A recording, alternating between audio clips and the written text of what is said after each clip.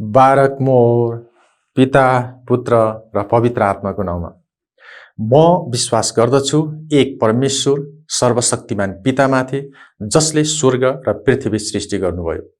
म विश्वास गर्दछु परमेश्वरको एक्लै पुत्र हाम्रा प्रभु यीशु ख्रीष्टमाथि उहाँ पवित्र आत्माको शक्तिद्वारा गर्भधारण हुनुभयो, कन्या मरियमबाट जन्मनुभयो, पन्तियस पिलातसको अधीनमा दुःख भोग्नुभयो, क्रुसमा टाँगिनुभयो, मारिनुभयो अनि गाडिनुभयो, उहाँ पातालमा ओर्लनुभयो, तेस्रो दिनमा मृत्युबाट जीवित हुनुभयो, स्वर्गमा चढिजानुभयो अनि सर्वशक्तिमान परमेश्वर पिताको दाहिने हातपट्टि बस्नुभएको छ, जहाँदेखि उहाँ जिउँदा र मरेकाहरूका न्याय गर्नलाई फेरि आउनुहुनेछ।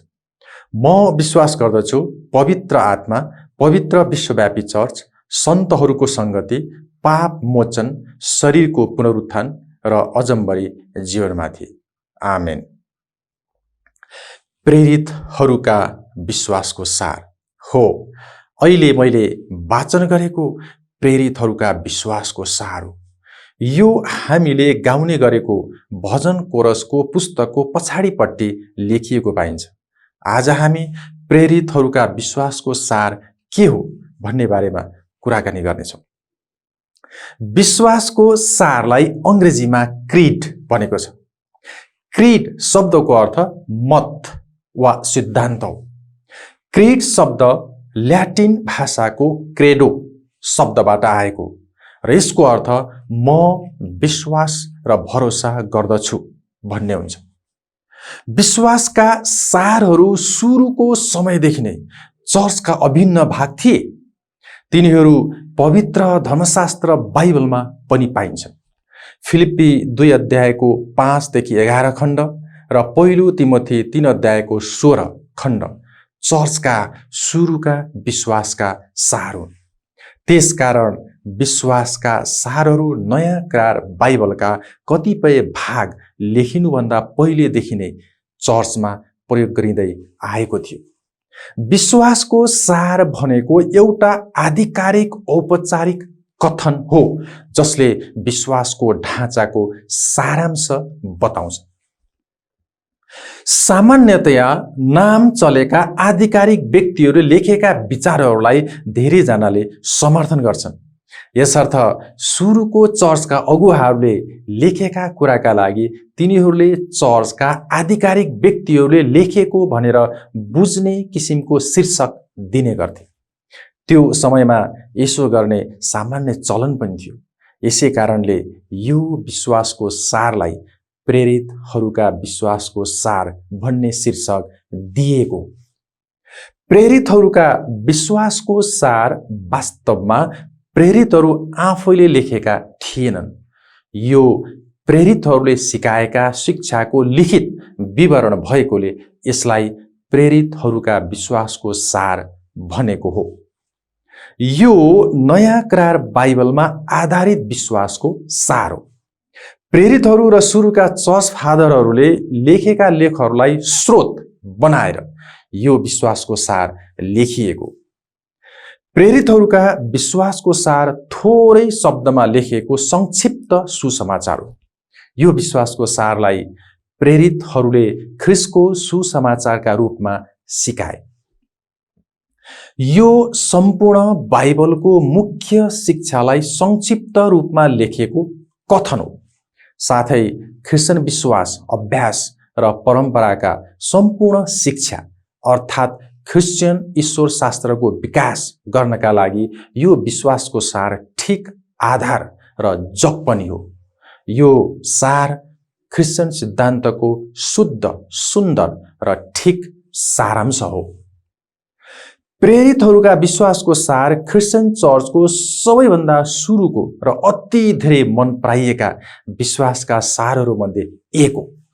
यो क्रिस्चियन चर्चमा भएको सबैभन्दा पुरानो विश्वासको सार हो। यो ईस्वी सम्वत 150 तिर लेखिएको थियो। यो सारले परमेश्वर, येशू, पवित्र आत्मा, चर्च, उद्धार र अन्य ईश्वर शास्त्रीय शीर्षकका बारेमा क्रिस्चियन विश्वासका मुख्य सिद्धान्तलाई परिभाषित गर्दछ। प्रेरितहरूका विश्वासको सारले परमेश्वरको त्रिएकत्वको सिद्धान्तलाई स्थापित गरेको छ, तर यसले त्रिएक परमेश्वरका सदस्यहरू बीचको सम्बन्धका बारेमा स्पष्ट रूपमा लेखेको छैन। तापनि प्रेरितहरूका विश्वासको सार पढेर हामी सुरुको चर्चको बप्तिस्माका बारेमा बुझ्न र अर्थोडक्स विश्वास तथा परम्परामा ख्रिस्चियनहरूलाई स्थापित गर्न यसले महत्त्वपूर्ण भूमिका खेलेको कुरा थाहा पाउन सक्छौँ। प्रेरितहरूका विश्वासको सार सम्भवतः दोस्रो शताब्दीको अन्त्यतिर प्राचीन रोममा तयार गरियो। त्यसकारण सुरुमा यसलाई रोमी चिन्ह वा रोमी विश्वासको सार भनेर चिनिन्थ्यो। पछि गएर यसलाई प्रेरितहरूका विश्वासको सार भनेर नयाँ नाउँ दिएको थियो। त्यो बेला रोमको चर्चको अवस्था अत्यन्तै भद्रगोल थियो। ख्रिस्चियनहरूले निरन्तर रूपमा सतावटको धम्कीको सामना गर्नु परेको थियो। झुटा शिक्षाहरू सबै चर्चभित्र टुसाए र फैलिएका थिए। पछि गएर बिशपहरूका बीचमा स्पष्ट मतभेदहरू देखा परे। ती बिशपले अलग अलग ख्रिस्चियन अगुवालाई समर्थन गर्थे अनि रोमका बिशप को हुने भन्ने बारेमा पनि तिनीहरू सहमत हुन सकेनन्। चर्च बाहिरको धम्की, चर्चभित्रको विभाजन र झुटा शिक्षाको खतरा रहेको सन्दर्भमा समेत नयाँ विश्वासीहरूले बप्तिस्मा लिँदा स्वीकार गर्नका निम्ति रोमको चर्चले यो विश्वासको सारलाई प्रयोगमा ल्यायो अनि ख्रिस्चियन जीवनको सङ्घर्षमा यो विश्वासको सार ख्रिस्चियनले आफ्नो विश्वास व्यक्त गर्ने एउटा तरिका बन्यो।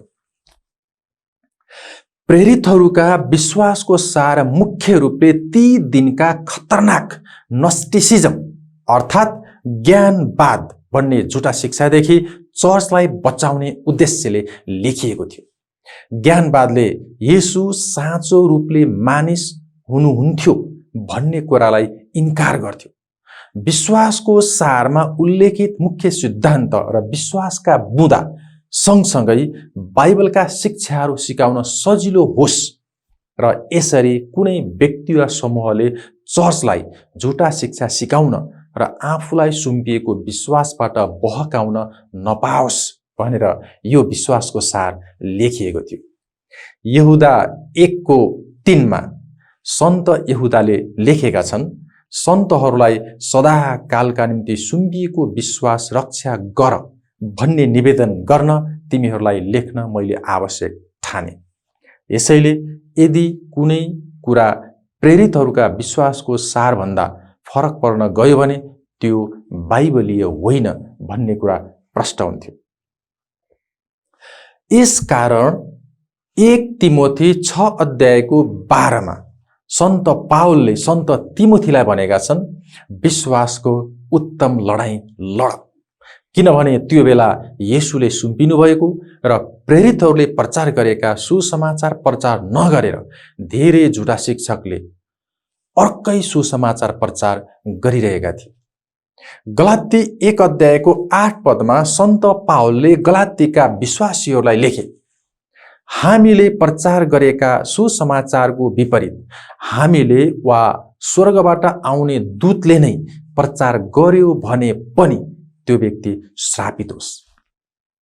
दोस्रो कोरिन्थी 11:4 सन्त पावलले कोरिन्थका विश्वासीहरूलाई यस्तो लेखेका छन्, किनकि यदि कुनै व्यक्ति आएर हामीले प्रचार गरेका भन्दा अर्कै येशूलाई प्रचार गर्यो भने अथवा तिमीहरूले पाएका आत्मा भन्दा अर्कै आत्मा तिमीहरूले ग्रहण गर्यो भने वा तिमीहरूले पाएका सुसमाचार भन्दा अर्कै कुनै सुसमाचार ग्रहण गर्यो भने तिमीहरू यी सबका सामु सजिलै झुक्दा रहेछौ।